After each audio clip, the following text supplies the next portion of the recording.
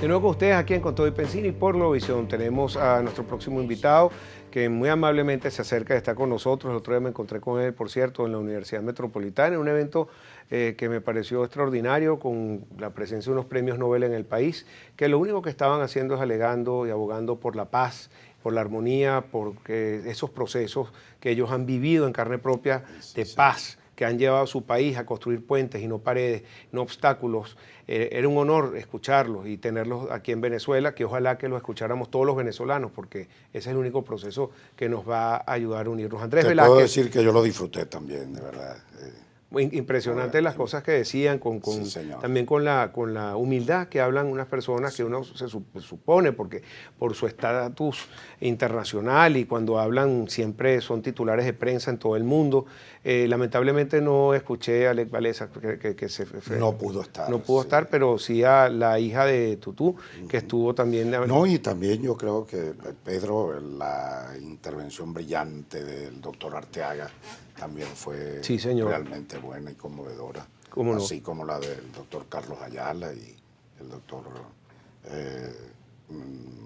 defensor de Leopoldo, que estábamos allí. Bueno, ¿qué es lo importante? Pues recordar que todos estos vinieron para apoyar a Leopoldo López, para recordar a la gente de Amnistía que él es un preso de conciencia. Así que bueno, Andrés, que tenemos muchos temas de que hablar. Yo quería empezar por uno muy importante que sucedió en la Asamblea Nacional, porque fue el vicepresidente, me pareció, y aplaudo a todas las personas, ministros y personas del gobierno que se han acercado a la Asamblea, porque ir y comparecer, hablar, no tiene nada de malo. Me parece y lo felicito que haya ido Aristóbulo Ustures, vicepresidente, para solicitar la prórroga del decreto de emergencia.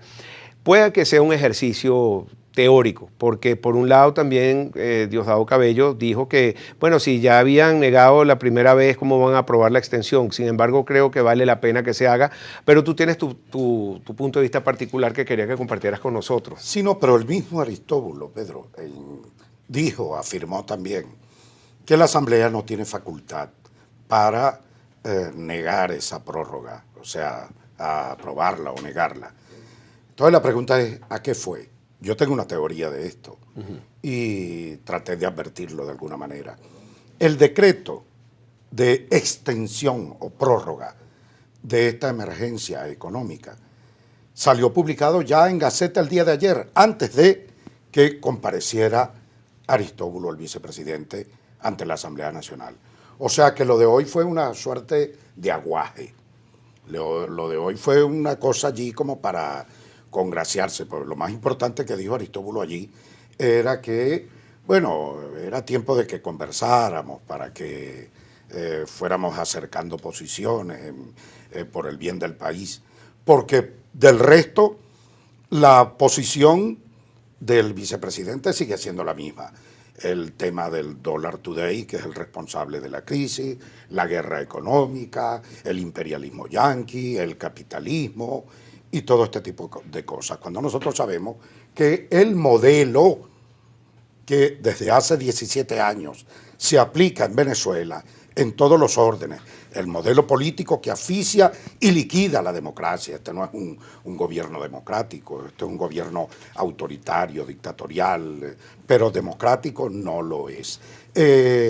Una economía controlada absolutamente, que es en definitiva el origen o la causa de que Venezuela haya entrado en esta ruina, porque acabaron absolutamente con todo. Y yo puedo de eso, Pedro, hablar con propiedad, porque estoy en una región del país que era la alternativa económica no petrolera de Venezuela y que era hace un tiempo el área donde se ingresaban divisas para Venezuela después del petróleo, la segunda incorporación de divisas por esa vía.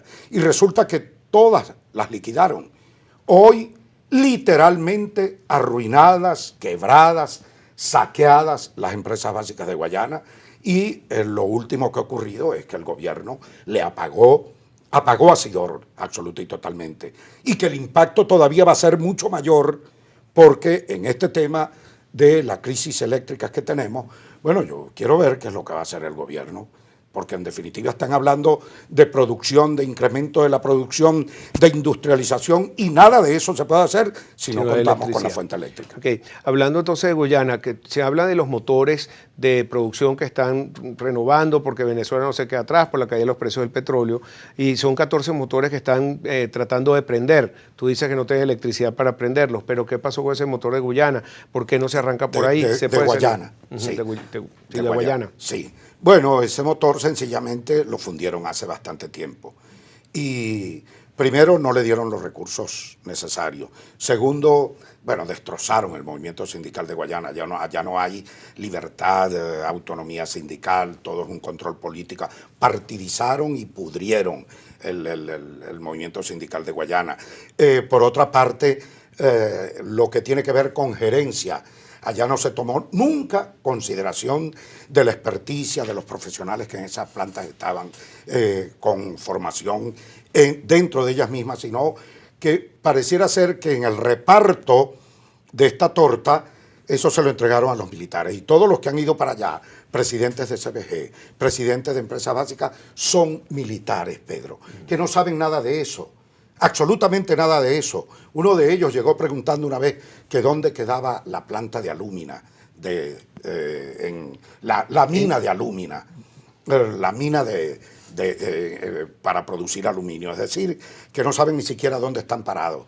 Y allí llegan, se van y no rinden cuenta ni absolutamente nada, no dan ni las gracias por cortesía, pero dejan instauradas allí en Guayana mafias, que es lo que ha venido degenerando en la mafia del aluminio, en la mafia de la cabilla, en la mafia, el cartel del hierro, en la mafia del oro, que de alguna u otra manera tiene que ver o está direccionado también o relacionado con el gobernador del estado Bolívar. Ya vamos a ir a ese tema para la segunda parte, pero antes de ir a un corte comercial, quería preguntarte, Causa R está en la Asamblea, está representado a través de 4 diputados, un amigo muy querido común, Jorge Roy, pertenece a Causa R, no está ahorita en la Asamblea, algunos de los diputados han estado en este programa.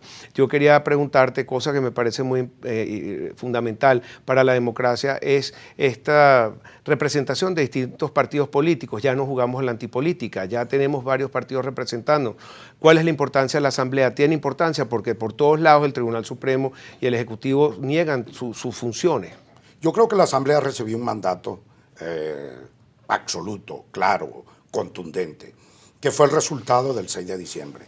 Eso no fue sencillamente para que la Asamblea cambiara y pudiera hacer leyes y el debate se pudiera dar tal como se ha recuperado en cuanto a institucionalidad, la Asamblea y el debate y el respeto y otro aire democrático que se respira internamente, dado que, como tú bien sabes, eso era dirigido por Diosdado Cabello, que se comportaba como el peor de los sargentos de las Fuerzas Armadas, que trataba a esa asamblea como un cuartel, que abusaba de poder, que irrespetaba, que descalificaba, que cortaba sonido, que no respetaba el reglamento interior y de debate. Todo eso lo vimos. Pues bien, la asamblea dio un viraje y todo eso se comenzó a recuperar desde el punto de vista democrático. Pero hay mucho más allá de eso, un mandato que para mí es absoluto.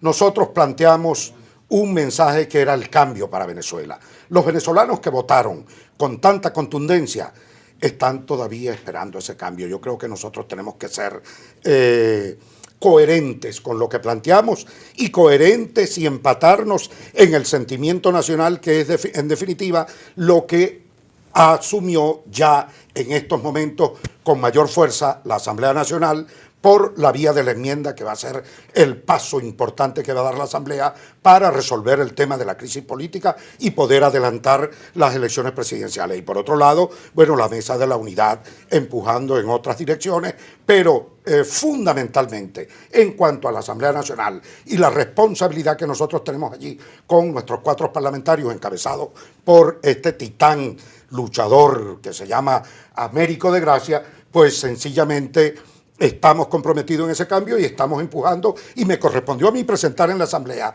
la propuesta de enmienda constitucional, que es, yo diría, la recta. El camino más recto es el camino más corto, y ese para mí es el camino más rápido, funcional, menos traumático para resolver esta crisis política que en definitiva representa a Nicolás Maduro para Venezuela. Tenemos que ir a una pausa. Al regreso quería preguntarte nuevamente, porque tú hablas solamente de la enmienda y el acuerdo es que van a ir por todas las vías. Sí, por eso te decía, inclusive la mesa por empuja otro, el revocatorio, esto no es excluyente, pero yo me refiero sencillamente a la responsabilidad que tienen los parlamentarios.